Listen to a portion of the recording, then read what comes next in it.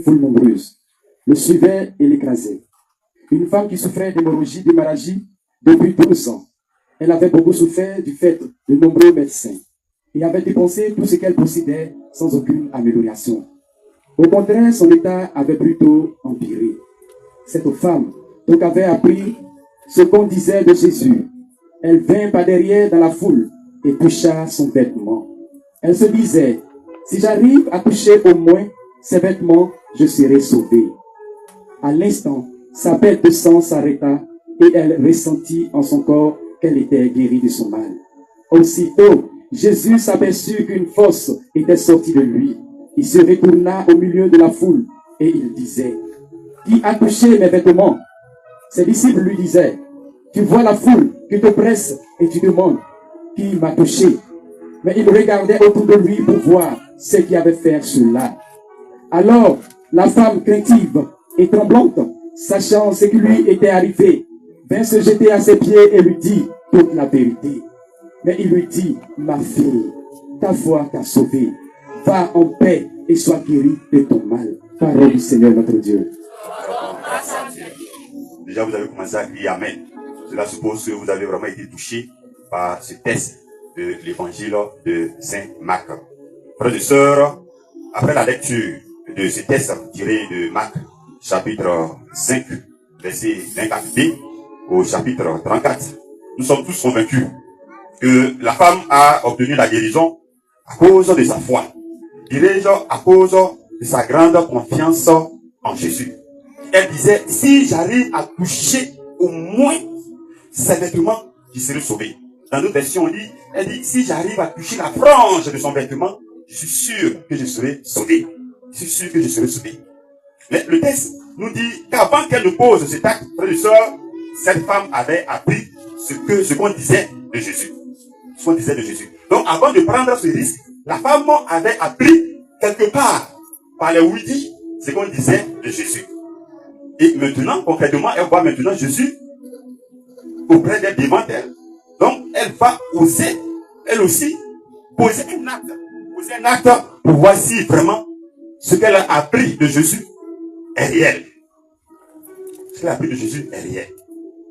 Frères et sœurs, cela suppose que cette femme, comme je le disais, connaissait plus ou moins ce que Jésus pouvait faire, de quoi Jésus était capable de faire. Qui était réellement Jésus? Et c'est cette confiance, frère et sœur, qui va la pousser, l'amener à oser poser cet acte. À oser poser cet acte. Donc, en osant qu'elle a obtenu, c'est en osant plutôt qu'elle a obtenu ce qu'elle voulait, ce qu'elle attendait de Jésus. Elle a osé. Et c'est par ce geste-là qu'elle a pu obtenir ce qu'elle voulait de Jésus, ce qu'elle attendait de Jésus, frères et sœurs. Oui, c'est un acte de foi. Un acte de foi. Et la foi, frères et sœurs, c'est parce que par là que cette dame vient de poser, nous voyons que la foi, c'est la décision de faire confiance en quelqu'un. La décision de faire confiance en une personne. La foi désigne donc le fait d'avoir confiance en quelque chose ou en quelqu'un. Avoir la foi, frères et sœurs, c'est oser. C'est prendre le risque de s'engager, de se lancer, de se faire, de se laisser plutôt aller, s'engager, se laisser aller, se lancer, en espérant obtenir quelque chose. Ou bien très souvent, c'est prendre le risque de s'engager sans connaître forcément l'issue. Sans connaître forcément l'issue. Et nous voyons avec la Vierge Marie, à l'Annonciation, quand l'ange Gabriel vient la voir, lui annoncer, nous disons la bonne nouvelle. Mais au fond, elle au début, elle pensait que c'était une bonne nouvelle. Et même si sa foi lui a fait accepter, je dirais, cette bonne nouvelle entre griffes, est-ce que c'était vraiment une bonne nouvelle? Puisqu'elle était accordée en mariage à un monsieur, à quelqu'un. Et elle n'était pas encore sous le toit de ce dernier. Et on vient lui dire que tu vas tomber enceinte, tu prendras grossesse. Mais, oui, l'archange Gabriel va lui dire, c'est l'œuvre de l'Esprit Saint. Et au nom de sa foi, comme je le dis, elle était heureuse, c'était une bonne nouvelle. Mais au fond, est-ce que c'était une bonne nouvelle? Parce que comme on dit, accusé d'adultère. Donc souvent, la foi aussi, frère de soeur, la foi, c'est prendre un risque sans connaître l'issue. C'est-à-dire ce qui va se passer. Quand la Vierge Marie a dit oui à l'ange, comme le Dieu était content, mais quelque part, elle savait ce que son mari allait prendre comme décision. Elle ne le savait pas. Donc la foi, frère de soeur, souvent, c'est s'engager sans connaître ce qui nous arrive, sans savoir ce qui nous attend. Je me rappelle bien à la naissance de ce groupe, de cette communauté. Mais au début, ce n'était pas facile. Les premiers membres se sont engagés sans connaître l'issue. Oui, il y avait ces prophéties de ces jeunes filles, de ces petites filles et autres qui disaient voici ce qui va se passer, voici comment ça va se passer. Bon, peut-être dans l'euphorie, on était content, on croyait, mais au fond, est-ce que les premiers membres là savaient où ils partaient? Et ils savaient à quoi ils s'engageaient? Mais au nom de leur foi, je dirais dans l'euphorie de leur foi, bon, ils croyaient vraiment à la naissance d'une communauté, ils étaient contents, oui, une communauté va naître, oui, bon. Mais frères et sœurs, c'était, je dirais, un engagement sans connaître l'issue, c'était un risque. Et la femme a pris ce risque. Vous voyez, on dit une grande foule suivait Jésus. Une grande foule suivait Jésus. Et nous savons que dans la tradition juive, les femmes n'étaient pas importantes. Les femmes n'avaient pas accès souvent à certaines assemblées. Ils étaient mises à l'écart. Et donc je me dis que ceux qui étaient autour de Jésus, c'est pratiquement des hommes. Les femmes étaient vraiment derrière. Mais elle a pris le risque de traverser tout le monde. De traverser cette grande foule et aller toucher le Christ. Elle voulait atteindre un objectif. Et elle a mis les moyens à sa disposition pour atteindre cet objectif. Et dans la politique, on dirait, elle a mis les moyens de sa politique à sa disposition pour atteindre son objectif. S'il fallait mourir, elle allait mourir pour toucher le vêtement de Jésus. Donc elle a pris ce risque-là, frères et sœurs, pour atteindre son objectif. Et cette fois, je dirais, la foi, nous l'exprimons, frères et sœurs, par l'action. Et c'est ce que la dame a fait en Jacques 2, 14. On y dit, une foi sans les œuvres est une foi vaine. Une foi morte. Une foi qui ne vit pas, qui n'a pas de sens. Elle a eu cette foi. Elle a cru qu'en touchant la vie de Jésus, elle allait obtenir ce qu'elle voulait. Elle allait être guérie. Et ça, c'est, je peux dire, c'est de façon théorique. Dans sa tête, ah, si je fais ça, ça va marcher. Ça, c'est théorique. Maintenant, il faut mettre ça en pratique. Et pour mettre en pratique, qu'est-ce qu'elle fait? Elle va traverser toute cette foule-là pour aller toucher le vêtement de Jésus. L'action, l'acte. Elle vient de poser l'acte. Et en posant l'acte, qu'est-ce qui va s'en suivre? Elle va obtenir ce qu'elle attendait de Jésus. Frères et sœurs, donc la foi s'exprime par l'action. À travers des actes. Par la manière dont nous vivons. Par la manière dont nous vivons. J'ai l'habitude de dire à mes chrétiens, mais il faut voir souvent quand tu es vraiment engagé à l'église, quand tu es vraiment, on peut dire que tu es vraiment chrétien d'ici de Jésus-Christ. Les gens souvent te canonisent même avant ta mort. Quand dans un village, ou même dans une communauté, on t'appelle en Agni, on dit Assoné quoi? Assoné quoi blanc? Ça veut dire quoi? Frères et sœurs. Les gens t'ont déjà canonisé. Les gens voient en toi le processus de chrétien que Dieu veut, que Dieu demande. Et c'est pour ça que les gens mettent ton nom, le nom Assoné, le nom Église. Pour dire que celui-là, c'est vraiment quelqu'un qui a la foi, quelqu'un qui est vraiment un disciple de Jésus-Christ. C'est un exemple, un témoin vivant de Jésus-Christ. Témoin vivant de Jésus-Christ. Donc, frères et sœurs, la foi, c'est la manière dont nous vivons. Que les gens peuvent dire que nous avons la foi. Et je dis souvent aux chrétiens, souvent quand quelqu'un décède, et puis pendant l'homélie, bon, comme on dit, nous n'avons des fleurs à la personne. Nous faisons, on appelle les jeunes son akalakou.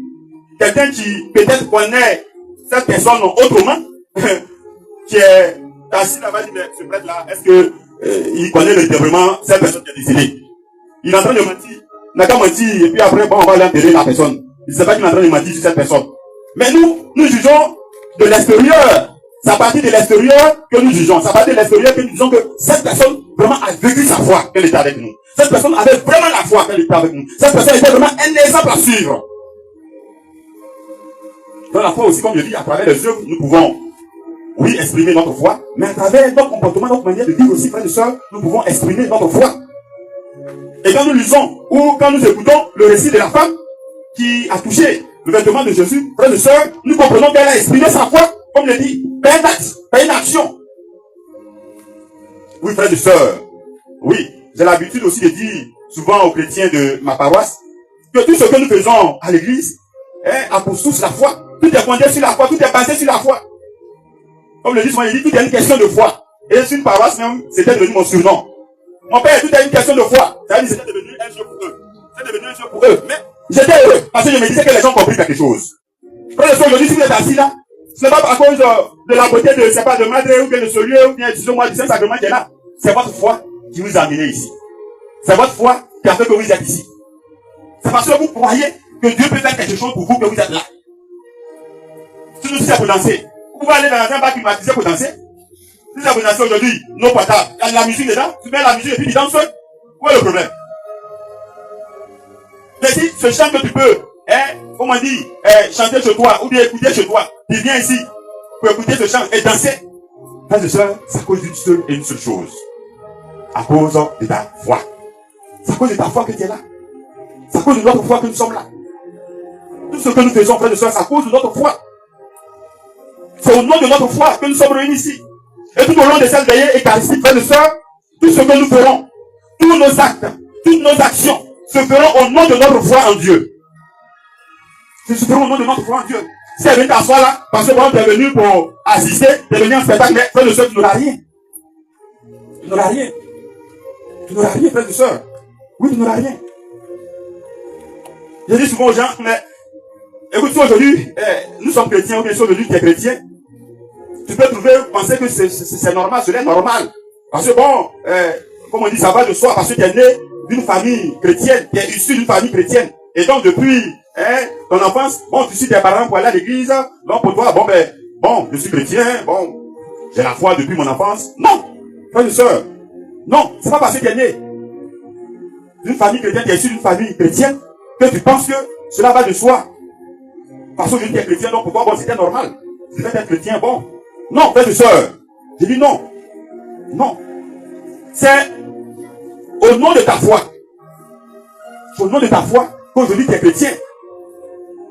Nous devons savoir que, frère et sœur, c'est un appel. Si nous sommes chrétiens, c'est un appel de Dieu. Et cet appel a nécessité notre oui. Et ce oui est un acte de foi. Si nous avons décidé, même si nous sommes issus d'une famille chrétienne, mais si aujourd'hui nous sommes chrétiens, c'est parce que, arrivé un moment, nous avons répondu à l'appel de Dieu, comme Marie, qui a dit oui à l'ange. Et c'est ce oui-là qui a fait de nous chrétiens. Moi, je me rappelle bien quand j'étais au primaire, à Pomponou, bon, mon grand-père, dont je porte le nom, était chef chrétien. Je partais rarement, souvent c'est pendant les fêtes. Comme on avait des habits de fête, c'est pas comme aujourd'hui où les enfants, vous avez tellement d'habits. Nous, en notre temps, ton habit de fête, tu portes le 25 ou bien le premier, tu finis, tu t'en vas cacher ça. Nous, repassé, nous ne connaissait pas. Nous, on pris, tu gardes. Tu attends jusqu'à l'année prochaine. 24 ans, tu portes. Quand tu finis, donc, les jours de fête, nous, on part à l'église. Jusqu'à ce que, bon, j'arrive au collège. J'arrive au collège, mes frères et sœurs, ils vont toujours à l'église. Moi, j'étais à la maison, ça me disait rien. Et un jour, j'ai une de mes grandes sœurs, qui partait au renouveau, que vous la connaissez bien, Catherine, il y a Catherine, qui partait au renouveau, et puis elle a dit, toi, au renouveau, elle a dit, assis, si tu vois pas aussi. J'ai dit, c'est quoi ça, mais bon. Et puis, je l'ai suivi. Frères et sœurs, c'est ce jour-là, moi aussi, j'ai répondu par mon oui à la suite de Christ. Parce que je suis parti, Dieu a mis sa main sur moi, et je suis resté. Et en vue de compte, je peux dire, c'est pas comme baptisé, mais je peux dire que j'étais le plus chrétien de la maison. J'étais le disciple le plus engagé, le disciple de Jésus le plus engagé de la maison. Jusqu'à ce que j'appartienne au renouveau charismatique et autres. C'est là-bas que je vais croiser Madre et autres. Mais ma famille est chrétienne. Comme je l'ai dit, je partais, j'étais à Pomponou, j'étais avec mon grand-père maternel, qui était chef chrétien. Mais je partais à l'église pour jour de fête, parce que je devais porter mon habit de fête. Ça s'arrêtait là. Oui, je devais porter mon habit de fête. Et avant les villages, c'est pas comme aujourd'hui où pratiquement tous les villages sont devenus des villes. Si ce n'est pas un jour de fête que tu as l'occasion de porter ton habit de fête pour te promener, les autres jours là, quand tu as porté ton habit de fête, mais qui va s'occuper de toi, qui va te regarder. Et quand les gens vont même te voir porter l'habit de fête, ils vont se dire, ah, peut-être que tu es en train de partir en voyage. Parce que c'était aussi une occasion pour porter ton habit de fête. C'est-à-dire, soit tu vas à l'église le jour de fête, ou bien tu voyages. Voilà. C'était les deux occasions pour bien s'habiller, en notre temps. C'est pas comme aujourd'hui, bon, tous les jours on est bien habillés. Non. Nous, en notre temps là, c'est quand tu dois voyager, tu portes ton habit de fête. Tu peux dire ton joli habit, quoi. Et puis, jour de fête aussi, tu portes ton joli habit. Les frères et sœurs, comme je le dis aujourd'hui là, bon, à n'importe quel moment, on peut bien s'habiller. Oui, nous sommes beaucoup issus d'une famille chrétienne, mais sachant que le jour où nous avons décidé de nous engager véritablement à la suite du Christ, c'est ce jour-là, nous avons répondu à l'appel de Dieu. Et c'est pas le Christ qui nous appelle, c'est Dieu qui nous appelle. Et qui nous conduit à son Fils. Et quand nous répondons par oui, nous nous inscrivons à la catéchèse. Et c'est ce oui-là qui nous conduit au baptême. Qui nous conduit à la confirmation, frères et sœurs. Et je pense que c'est cette même foi qui nous pousse à participer à la messe aussi. À communier et à croire que la communion est le corps du Christ et le sang du Christ. C'est la foi. Sinon, comment vous pouvez comprendre que je vous présente quelque chose, et puis je dis quoi du Christ, et puis tu réponds oui, et puis tu manges. Mais est-ce que quand tu manges là, est-ce que tu es convaincu que c'est le corps du Christ? Est-ce que tu es convaincu que c'est le corps du Christ? Oui bien, le jour où vous avez cette opportunité de boire le sang du Christ, on vous présente du sang du Christ, tu dis oui, et puis tu bois, et puis tu t'assois, tu dis sang du Christ, oh, quand tu vas, tu peux tomber. C'est quel sang qui saoule quelqu'un? C'est quel sang qui peut saouler quelqu'un? Mais ta foi te dit que ce sang qui peut te saouler, c'est le sang du Christ. Et tu bois. Tu crois cette parole? Tu crois cette parole biblique? Tu crois cette parole, frères et sœurs? Oui. Et j'ose croire que quand nous partons communier, frères et sœurs, comme cette femme dans l'évangile de Marc, nous aussi, souvent nous nous disons, si je communie au corps de Christ, je voudrais que là, vous écoutez très bien. Je pensais que parmi nous, beaucoup parmi nous, quand nous partons communier, nous aussi, comme cette dame qui a touché le chemin de Jésus, nous aussi, nous nous disons souvent, si je communie au corps du Christ, je suis sûr que j'obtiendrai ce que je veux. Et pour ceux et celles qui aujourd'hui, pour telle ou telle raison, pour certaines raisons, ne communient pas, vous pouvez vous aussi vous dire pendant la célébration eucharistique, au moment de la communion, pendant la célébration eucharistique, au moment où le Père soulève le pain et le vin, vous aussi vous pouvez dire, vous pouvez parler au Seigneur. Vous pouvez dire, si je parle, au moment où je soulève, vous pouvez dire, si je parle au corps du Christ, au sang du Christ, ou bien si je présente ma situation, mon cas, au corps et au sang du Christ, le corps et le sang qui me sont présentés, je sais, je suis sûr que j'obtiendrai ce que je veux du Christ. J'obtiendrai ce que je veux du Christ. Il y a une dame qui nous a donné un témoignage. Bon, elle nous donnait régulièrement ce témoignage. Elle disait, mais moi j'étais chrétienne catholique. Mon mari était, et c'est ce que elle est peut-être là, elle est là, elle saura de quoi je parle. La dame disait, chaque fois qu'on élevait le corps du Christ, ou bien le sang du Christ, elle dit, je parlais à Jésus-Christ, je lui disais, mais pourquoi je suis tellement engagé à l'église? Oh, mon mari n'est pas avec moi. Je confie mon mari. Je confie mon mari. Et ça, c'était sa prière. Jusqu'à ce que son mari la rejoigne. Jusqu'à ce que son mari la rejoigne. Et, doucement, elle continuait de prier, de confier son mari à Jésus-Christ. Je me rappelle très bien, quand nous avions commencé cette œuvre, qui aujourd'hui est devenue une œuvre grandiose. Quand on partait, prier, le monsieur était assis là. Il nous regardait. Un cas quelqu'un de bien, il ne se plaignait jamais. Partout on partait à sa femme, il ne disait rien. Il nous regardait. Mais sa femme dit, je continuais à confier mon mari au corps du Christ, au sang du Christ. Et aujourd'hui, quand je vois ce monsieur prêcher, attraper le micro, travailler avec sa femme, je dis, oui, le Christ existe. Le Christ existe vraiment dans ce qui est là, ce que vous voyez. Parce qu'il a exaucé la prière de cette dame. Oui, il a exaucé la prière de cette dame. Je voudrais parler de Madré et de M. Touali. Oui, M. Touali n'était pas catholique, il était méthodiste. Mais Madré dit à chaque fois, mon père, bon, en ce moment c'était Augustin. Il dit à chaque fois, Augustin, quand il est dans l'église, je présente, on soulève le père, soulève le corps. Je dis, Jésus-Christ, je sais que c'est toi qui es là, je voudrais que mon mari soit avec moi. Ça devrait être le contraire. Comme on dit, c'est la dame qui doit suivre le monsieur. Le monsieur a suivi la dame. Parce que quand elle était la première à présenter sa prière à Jésus-Christ, et Jésus-Christ écoute toujours celui qui est le premier à faire le pas. Et quand on priait, comme je disais, dans les débuts, quand on partait prier chez le monsieur, nous avions transformé une de ses chambres en chapelle. Mais le monsieur ne s'est jamais plaint. Je me disais souvent, mais le monsieur là, même il y a quoi? Si nous n'étions pas à l'église, j'allais dire que sûrement que la femme, c'est une fois là à baser le monsieur là. Oui, j'allais dire qu'elle a passé le monsieur. Mais le monsieur était différent. Quand l'église a absolument eu, il y a assis là, il nous laissait prier. On s'en va prier dans tel village, c'est jamais plein. Quand on vient dire que telle ou telle personne fait ceci à sa femme, il est là, il les regarde. Il a tellement confiance en sa femme. Aujourd'hui, comme M. Toili, donc je prie le Seigneur pour qu'il leur recouvre la santé. Quand M. Toili prend le micro et prêche, tu l'entends prêcher, tu l'entends partager la parole de Dieu, je me dis que le Seigneur vraiment est merveilleux. Et c'est parce que sa femme est une femme de foi que le Seigneur aussi a exaucé sa prière. Comme sur tout acte que nous posons dans l'église, si il n'y a pas, je dirais, une petite partie de foi dans ce que nous faisons, sachant que, comme on dit, c'est zéro. C'est une foi sans œuvre. C'est zéro, frères et sœurs. Si la femme de l'évangile de Marc a osé toucher la frange du vêtement de Jésus et obtenir la guérison au nom de sa foi, nous aussi, frères et sœurs, le Seigneur atteint un apport de notre part pour se manifester à nous aussi. Comme je le disais tout à l'heure, frères et sœurs, aujourd'hui, nous ne pouvons pas toucher Jésus physiquement, mais c'est à travers l'Eucharistie. Comme je dis, quand nous partons pour nous aussi, nous partons toucher Jésus-Christ, frères et sœurs. C'est à travers l'Eucharistie que nous touchons Jésus-Christ, que nous pouvons toucher Jésus-Christ. Frères et sœurs, nous sommes tous invités donc à revoir notre participation à la célébration eucharistique. Quand nous partons pour prier, nous partons à la rencontre d'une personne, la personne de Jésus-Christ.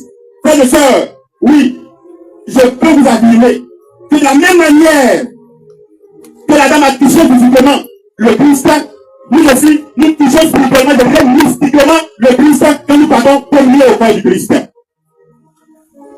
Et c'est donc qu'on va se lever de son banc de sa place, comme si on partait se promener, quand tu vois les gens avec le milieu, pendant ses bras, ils s'en vont, on ne sait pas si c'est lui, s'ils sont en train de faire, si c'est un effet de mot, on les gens s'en va comme moi, c'est avec le milieu aussi, corps du Christ, amen, et puis ça va t'asseoir, il y a des gens même, souvent, quand ils regardent ton état, tu dis non, je ne suis pas prêt à aller communier. Et ton voisin d'à côté, souvent ton ami va te dire, on ne doit pas communier. Comme si je communiais pour elle. Oui.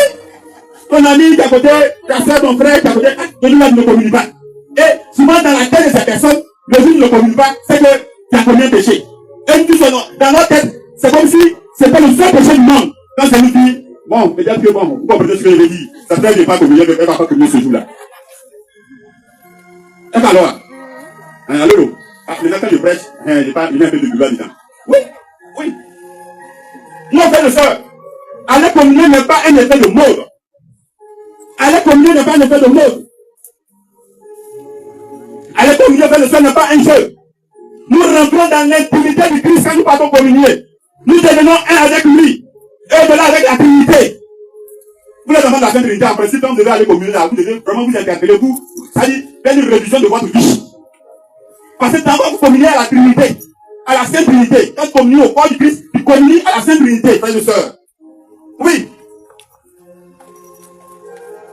Le Christ est présent en nous quand nous communions. Quand nous communions, frères et sœurs, nous mangeons Jésus-Christ. Nous mangeons Jésus-Christ. C'est Jésus qui nous a dit. Il dit quand nous communions, c'est quand nous mangeons Jésus-Christ. Oui, frères et sœurs, nous les savons tous. Pour rencontrer le Christ, c'est rencontrer le Messie, le Sauveur.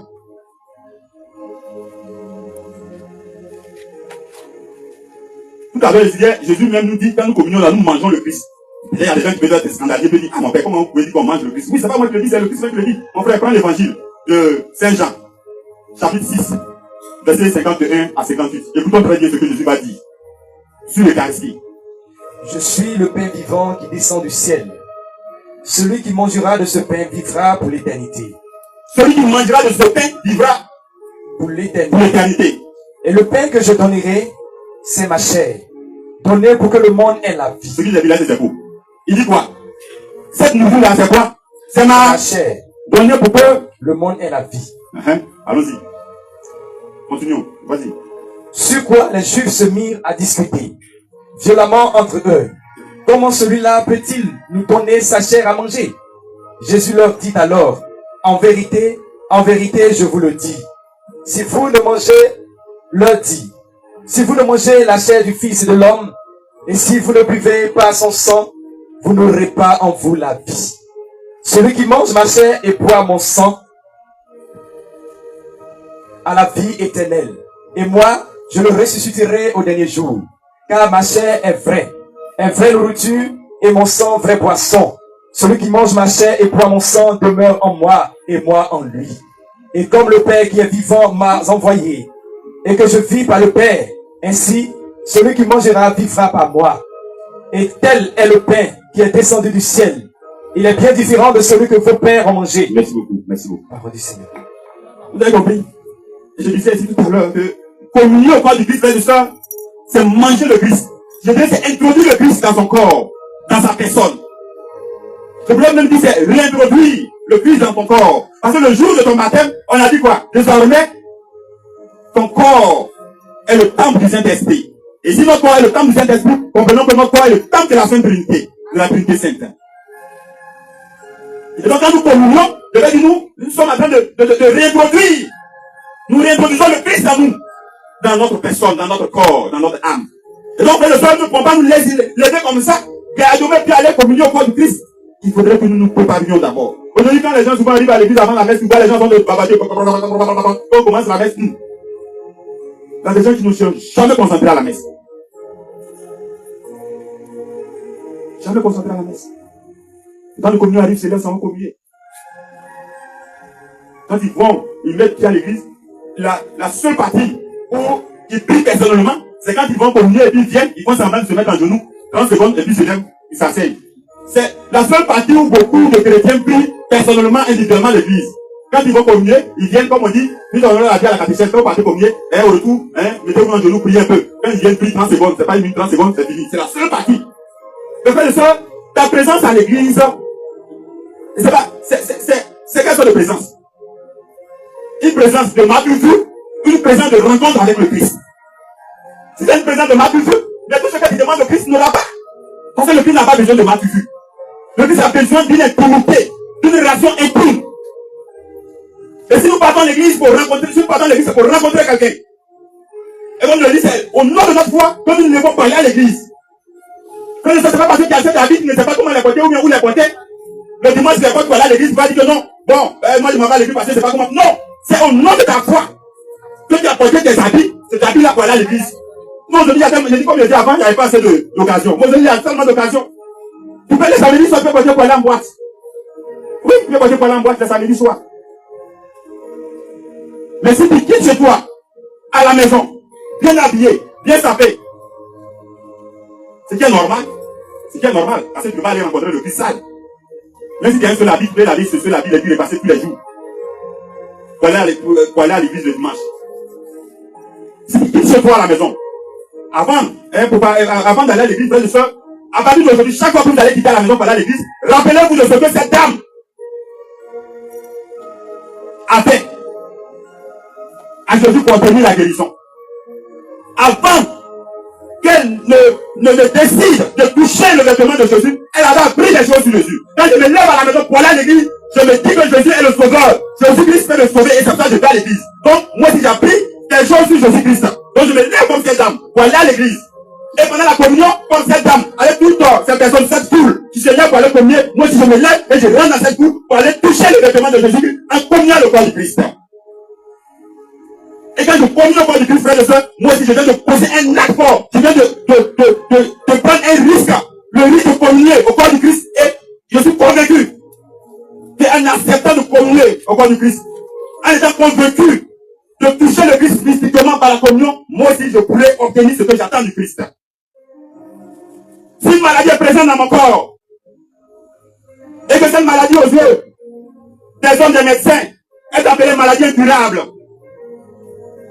par ce toucher, par cette communion, je suis convaincu que moi aussi le Seigneur peut montrer au monde entier qu'il n'y a pas de maladie incurable chez lui. Il peut le guérir. Mais il faudrait que, frères et sœurs, vous soyez convaincus de votre foi. Si vous communiez pour vous faire plaisir, sachez que vous n'obtiendrez rien de la part du Seigneur. Et c'est pour ça le Seigneur, c'est pour ça l'Église nous donne l'opportunité de nous confesser. L'opportunité de nous confesser. Tout à l'heure, quand nos frères lisaient le texte, si vous l'avez bien écouté, qu'est-ce que Jésus nous a dit? Celui qui mange mon corps et boit mon sang, à la vie quoi? À la vie éternelle. Ça dit que quand tu manges le corps du Christ, quand tu manges bien le corps du Christ, quand tu es convaincu qu'il y a la éternelle disposition, requise que tu manges le corps du Christ, il y a la vie éternelle. Mais, à supposer que tu manges le corps du Christ sans être dans les dispositions requises, qu'est-ce qui t'attend là? Qu'est-ce qui t'attend? Dites-moi, qu'est-ce qui t'attend? La mort éternelle. La mort éternelle. Et il y a des gens qui communient tous les jours. Ils disent, bon, on m'a dit que quand tu communies, tu confies ta maladie qui est présente encore au Seigneur. Le Seigneur peut faire quelque chose. Mais depuis là, je communie, ça fait 10 ans, 15 ans, 20 ans, mais rien. Oui, le Seigneur peut tarder, ça peut arriver. Et aussi, souvent, c'est ça son petit problème là-haut. Il est tellement là. Ah, souvent, tu ne fais pas attention, tu es découragé. Ça, c'est ton problème. Mais, la plupart du temps, frère et sœur, c'est parce que nous ne sommes pas dans les dispositions de l'Église que cela tarde. Que le Seigneur ne nous répond pas. Parce que nous communions mal. Nous communions pour avoir la mort éternelle. Et comme nous communions pour avoir la mort éternelle, le Seigneur va jamais exaucer nos prières. Frères et sœurs, oui, si vous mangez le corps du Christ, donne la vie éternelle, sachez que cette nourriture peut aussi donner la mort éternelle. Et souvent aussi, nous devons faire comme cette femme. Nous devons avoir la foi de cette dame. Et prendre tous les moyens, utiliser tous les moyens pour aller toucher le corps du Christ. Sans rien obtenir. Mais cela ne veut pas dire que le Christ ne nous a pas vu, ou le Christ nous a oublié, ou bien le Christ n'existe pas, ou bien le Seigneur n'existe pas. Le Seigneur existe. Mais souvent, il permet des maladies. Il permet des choses inexplicables, inexpliquées. Je ne sais pas quel mot est employé dans notre vie pour manifester sa gloire dans notre vie. Pour nous permettre de rester toujours avec lui. Frères et sœurs. Pour nous permettre de rester toujours avec lui. Je vais donner des exemples. Souvent, il y a des gens, bon, qui sont en quête d'emploi, qui cherchent du travail, quoi. Ils sont toujours à l'église. Ils sont prêts à tout. Mais souvent, quand ils obtiennent un travail, on les voit rarement à l'église. Et quand tu leur demandes, yo, on ne voit plus. Oh non, à cause de mon travail, là, mon boulot, là, maintenant, j'ai plus le temps, hein, pour être toujours régulier à l'église, pour venir régulièrement ou bien fréquemment à l'église. C'est pas ma faute. Souvent, c'est pas parce que souvent, même c'est les dimanches matin, là, que mon appel la même marche. Donc, tu comprends, si je vais à l'église, bon, père. Bon, mais s'il y a des enveloppes, vous pouvez envoyer les enveloppes, je vais mettre quelque chose dedans pour vous. Non, le Seigneur n'a pas besoin de ton argent, le Seigneur a besoin de ta présence. La dame était présente, c'est parce qu'elle a touché le Christ, et le Christ aussi s'est manifesté en elle. Soyons convaincus, frères et sœurs, de notre foi. Soyons convaincus de notre marche à la suite du Christ. Soyons convaincus de notre foi. Soyons convaincus de notre marche à la suite du Christ. Sachons pourquoi nous sommes chrétiens. Sachons pourquoi nous sommes chrétiens. Sachons pourquoi nous sommes chrétiens. Et c'est quand le Christ va avoir tous ses efforts, comme la femme qui a fourni tous ses efforts pour toucher le Christ. Quand le Christ va avoir tous ses efforts dans notre vie, que lui aussi un jour pourra nous répondre favorablement. Et je prie le Seigneur, frères et sœurs, pour vous qui êtes ici, pour ceux que vous portez en prière, qui sont souvent découragés. Découragés d'être chrétiens, découragés de suivre le Christ. Et qui constatent que leur vie est une vie, une vie désertique, une vie ténébreuse, une vie où rien n'est possible. Là-dedans, je prie le Seigneur, que le Seigneur se manifeste dans votre vie comme il a fait pour cette âme. Que la faveur du Seigneur soit sur vous, soit avec vous. Partout où vous irez, partout où vous irez. Et que par votre comportement, par votre façon de vivre, par votre manière de vivre, les gens voient en vous des personnes de foi, des femmes de foi, des hommes de foi, des jeunes de foi, des enfants de foi. Que votre vie de foi soit un témoignage pour ces personnes. Que vous soyez témoignage et témoin pour ceux qui ne connaissent pas encore le Christ. Pour ceux qui ne sont pas convaincus que le Christ est capable de tout. Je prie le Seigneur que vous soyez ces hommes, ces femmes, ces enfants, ces jeunes. Et que la Vierge Marie vous accompagne partout. Que Dieu vous bénisse éternellement. Qu'il soit toujours avec vous. Qu'il ne vous abandonne jamais. Le qui vit et règne maintenant et pour les siècles des siècles.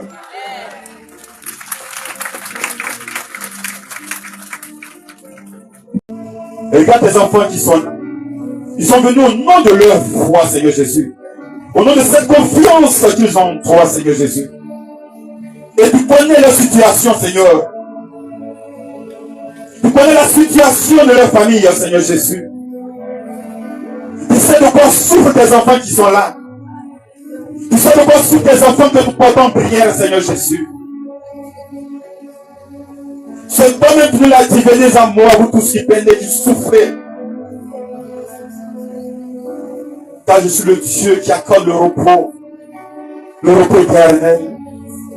Je suis un Dieu tout, humble de cœur. Un Dieu des cas impossibles, Seigneur Jésus. Un Dieu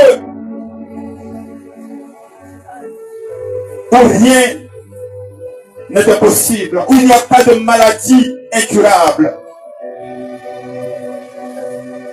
Un Dieu qui est capable de transformer tous ces cœurs de pierre en cœurs de chair.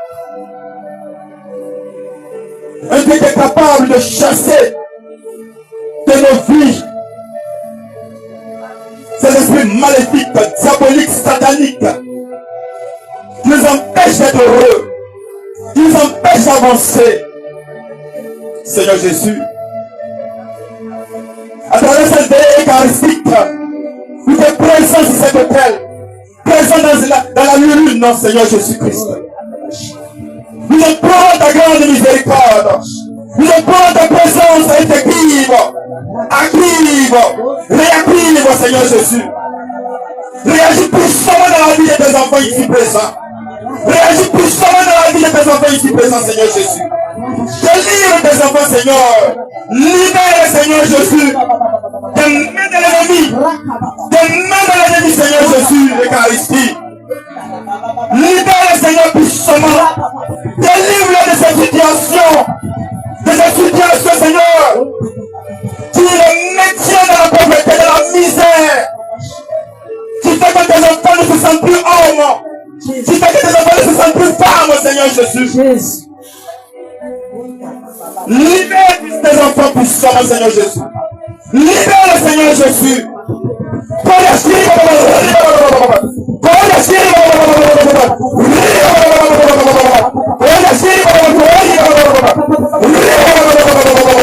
Que ton sang se prenne, Seigneur, sur tes enfants ici présents. Que ton sang les touche, Seigneur Jésus. Paye tes enfants dans ton sang. Que toute maladie présente dans leur corps, présente dans leur vie, Seigneur, soit ôtée et les jeter auprès de ta croix, Seigneur Jésus. Délivre-les des mains, Seigneur, de ces fétiches familiaux, de ces fétiches ancestraux, de ces fétiches, Seigneur Jésus. Délivre, Seigneur, des esprits de forêt, des esprits de montagne, des esprits des eaux, des esprits de pierre, des esprits de la terre, Seigneur Jésus, des esprits des ancêtres, des esprits des villages, des esprits adorés par la famille, Seigneur. Délivre le Seigneur Jésus. Brise ces esprits de marier de femmes de nuit, Seigneur Jésus. De ces esprits de marier de femmes de nuit, Seigneur Jésus. Brise, Seigneur, leur puissance. Déprime-le, Seigneur Jésus. Déprime-le, Seigneur Jésus. Coupe-les-les. Décapite-les, Seigneur Jésus. Oui, délivre, Seigneur Jésus. Qu'ils soient délivrés puissamment, Seigneur Jésus. Que nos enfants soient délivrés, libérés puissamment. Que tous ces esprits, Seigneur, rencontrent ta puissance. Rencontre ta puissance, Seigneur Jésus. Je réclame une lumière de toi. Jésus Eucharistie. Que lumière se dégage de ton corps présent sur cet hôtel. Pour toucher chacun de tes enfants ici présents. Une lumière dégage du corps du Christ présent sur cet hôtel. Pour toucher les enfants de Dieu ici présents. D'une chaleur puissante se dégage de toi, Seigneur Eucharistie. Pour toucher tes enfants. Toucher la maladie présente dans le corps. Toucher la maladie présente dans le corps. Toucher la maladie présente dans le corps. Pour apporter la guérison. Pour la guérison reçue par cette dame. Par cette femme. Par cette femme. Pour qu'elle touche ton ami. Pour qu'elle touche ton ami. Soyons ton puissant. Que mystiquement nous te touchons. Que spirituellement nous te touchons. Pour nous guérir de nos maladies. Pour nous guérir de nos maladies. Pour nous délivrer de nos maladies. Pour nous délivrer des fétiches. Des mains des sorciers de nos familles. Des mains des sorciers de nos familles. Des sorciers familiaux. Des sorciers élargis. Délivre-nous. Des sorciers de nos villages. Des sorciers de nos villages. Des sorciers de nos régions. Des sorciers de nos régions. Délivre-nous, Seigneur. Délivre-nous de cette chaleur. Découvre-nous, Seigneur, de cette fétiche. toi, Seigneur. Pour l'archange Michel. L'archange Michel. Parce que le découpe c'est lié. C'est chaîne. C'est lié. C'est chaîne. Vous nous mettez dans la pauvreté. Vous nous mettez dans la maladie. Vous nous mettez dans la misère. Vous nous mettez dans l'échec. Vous nous mettez dans l'échec. Vous nous mettez dans la pauvreté. Dans la misère. Dans la misère. Dans l'échec. Libère-nous. Tu nous mettez dans les ténèbres. C'est pour cela que je découvre ces chaînes. Découvre ces liens. Découvre ces chaînes. Découvre ces liens. Découvre les pactes. Les pactes signés par nos parents. Les alliances signées par nos parents. Tu nous mettez dans la pauvreté. Dans la misère. Dans le célibat. Découvre. Découvre ces liens. Découvre ces liens. Tu nous mettez dans l'infidélité. Découvre ces liens. Découvre ces liens. Découvre ces liens. Tu nous mettez dans la vitesse. Découvre ces liens, Seigneur Jésus. Découvre ces liens, Seigneur Jésus. Interviens puissamment. Archange Gabriel dans nos vies. Apporte la bonne nouvelle à tes enfants. La bonne nouvelle à tous ces femmes. À tous ces hommes. Qui sont quasi des enfants. J'ai la l'échelle des enfants. C'est Gabriel. Archange Gabriel. Apporte la bonne nouvelle. La bonne nouvelle. De la sécurité. De la fécondité. De la fécondité. De la fécondité. Oui, c'est lui. Archange Gabriel. Apporte à tes enfants cette bonne nouvelle. Apporte cette nouvelle de mariage à tous tes enfants ici présents. Apporte-leur cette bonne nouvelle. Archange Raphaël. Archange Raphaël. Nous te fêtons. Nous te prions. Apporte la santé. La santé. À toutes ces personnes. À toutes ces personnes. Pour tes besoin de guérison. Pour tes besoin de guérison. Oui, tu as guéri. Tu as guéri, Sarah. Oui, par la famille de Bobby, tu as guéri, Sarah t'a visité. Sarah t'a visité, Bobby. Archange Raphaël, guéris tes enfants qui sont ici. Guéris de toutes sortes de maladies. Guéris de toutes sortes de maladies présentes. De toutes les maladies présentes dans le corps. Nous implorons ta guérison, nous implorons ta intervention. Nous implorons ta intervention. Priez pour la guérison. Priez pour la guérison. Oui, Jésus, passe au milieu de tes enfants. Comme tu l'as fait à Jérusalem. Quand tu nous passais, son nom vous-même guérissait les gens. Ton nom même guérissait les gens. Oui, ta chaleur guérissait les gens. Ton passage guérissait les gens. Passe au milieu de tes enfants ici présents. Passe au milieu de tes enfants ici présents. Pour les délivrer de la maladie. Pour les délivrer de l'aide des ennemis. Pour les délivrer de la sorcière. Pour les délivrer, Seigneur. Soutiens le Seigneur Jésus. Manifeste ta présence au milieu d'eux. Manifeste ta gloire au milieu d'eux. Manifeste ta puissance.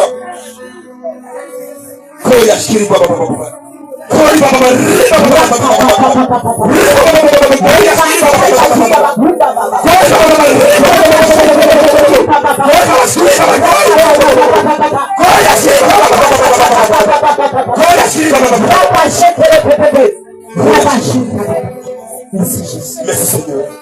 Merci pour ta présence. Merci pour tes bienfaits.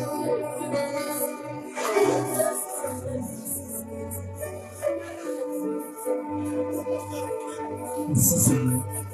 Merci Jésus. Merci Seigneur Jésus.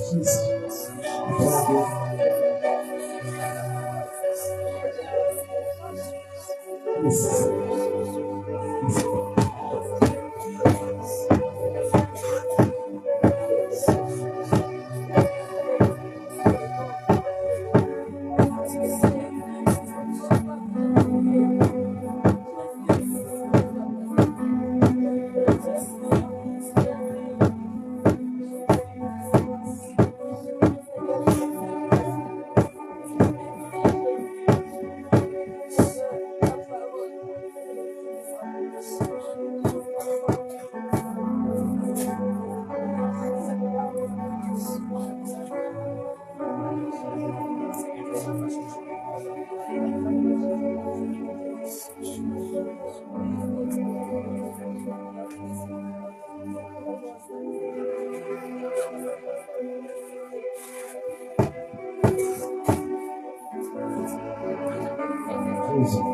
Un chant à l'Esprit Saint. Que l'Esprit Saint vienne accomplir tout ce que nous avons demandé au Seigneur. Que l'Esprit Saint vienne achever cette délivrance qui se perd actuellement.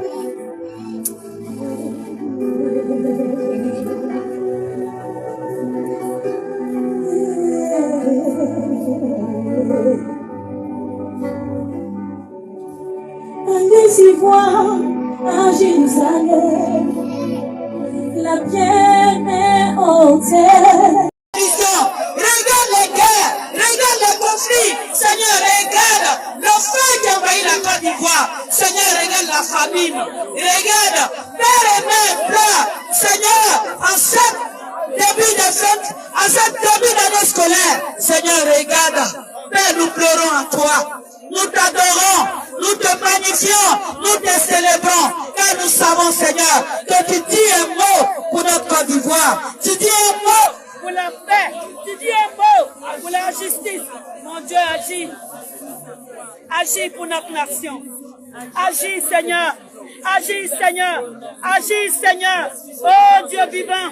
Oh Dieu puissant. Oh Dieu glorieux. Oh Dieu fort. Oh Dieu capable d'aplanir les montagnes. Nous t'adorons. Nous te louons. Nous t'exaltons. Nous te disons que tu es Dieu. Merci, Seigneur. Merci pour ce que tu fais. Pour notre nation. À toi la gloire, à toi la puissance, à toi l'élévation, à toi la magnificence.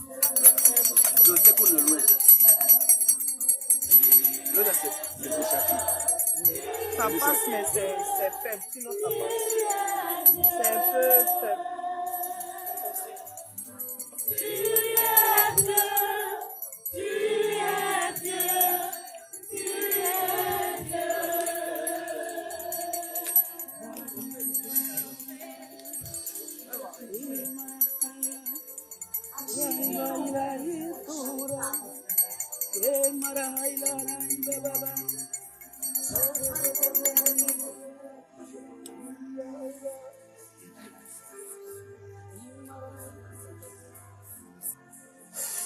Oui, mon frère, ma soeur. Papa, maman, il est temps que tu te mettes à genoux devant le Dieu, le roi des rois, celui qui a dit, laissez venir à moi les tout petits. Oui, tu vas adorer.